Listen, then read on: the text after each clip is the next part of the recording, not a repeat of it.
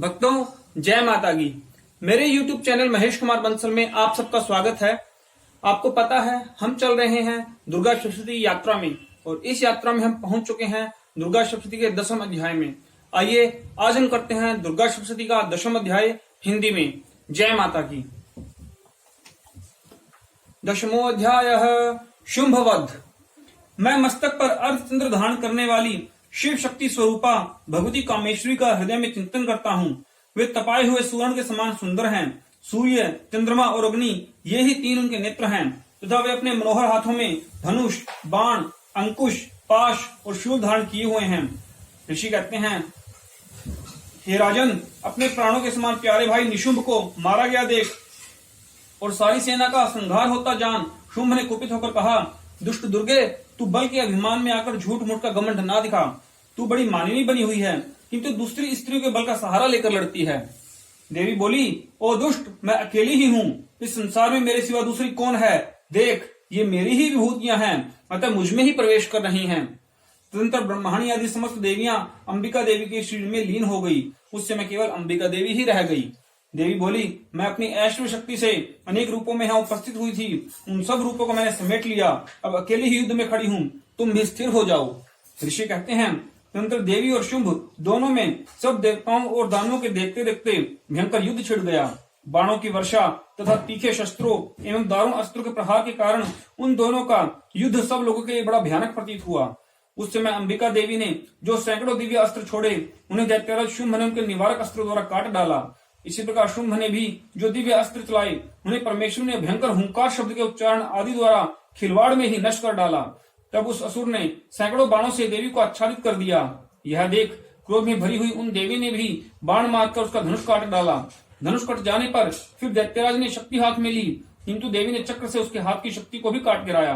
तत्पश्चात दैत्यों के स्वामी शुंभ ने 100 चांद वाली चमकती हुई ढाल और तलवार हाथ में ले उस समय देवी पर धावा किया।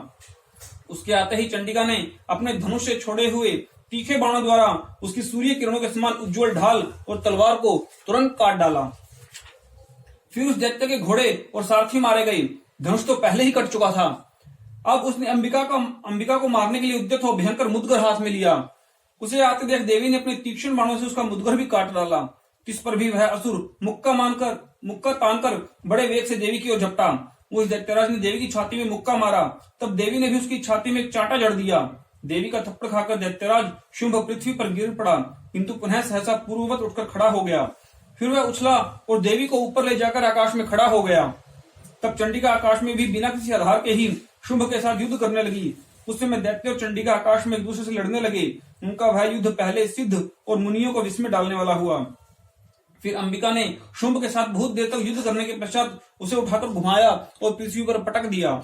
पटके जाने पर पृथ्वी पर आने के बाद वह दुष्टात्मा दैत्य उन्हें चंडिका का वध करने के लिए उनकी ओर बड़े वेग से दौड़ा। तब समस्त दैत्यों के राजा शुंभ को अपनी ओर आते देख देवी ने त्रिशूल से उसकी छाती छेद कर उसे पृथ्वी पर गिरा दिया। देवी के शूल की धार से घायल होने पर उसके प्राण फिर उड़ गए और वह समुद्रों, द्वीपों और पर्वतों सहित समूची पृथ्वी को कंपाता हुआ भूमि पर गिर पड़ा। तंत्र उस दुरात्मा के मारे जाने पर संपूर्ण जगत प्रसन्न एवं पूर्ण स्वस्थ हो गया और आकाश स्वच्छ दिखाई देने लगा। पहले जो उत्पात सूचक मेघ और उल्कापात होते थे, वे सब शांत हो गए और उस दैत्य के मारे जाने पर नदियां भी ठीक मार्ग से बहने लगी। उस समय शुंभ की मृत्यु के बाद संपूर्ण देवताओं का हृदय हर्ष से भर गया और गंधर्वगण मधुर गीत गाने लगे। दूसरे गंधर्व बाजे बजाने लगे और अप्सराएं नाचने लगी। पवित्र वायु बहने लगी। सूर्य की प्रभा उत्तम हो गई। अग्निशाला की बुझी हुई आग अपने आप प्रज्वलित हो उठी और संपूर्ण दिशाओं के भयंकर शब्द शांत हो गए। इस प्रकार श्री मार्कंडेय पुराण में सावर्णिक मनवंतर की कथा के अंतर्गत देवी महात्म्य में शुंभ वध नामक 10वां अध्याय पूरा हुआ। बोल सच्चे दरबार की जय। भक्तों, इस तरह हमने आज किया दुर्गा सप्तशती का 10वां अध्याय। मेरे साथ बने रहिएगा देवी दुर्गा महात्म्य की दुर्गा सप्तशती के इस अध्याय की यात्रा में।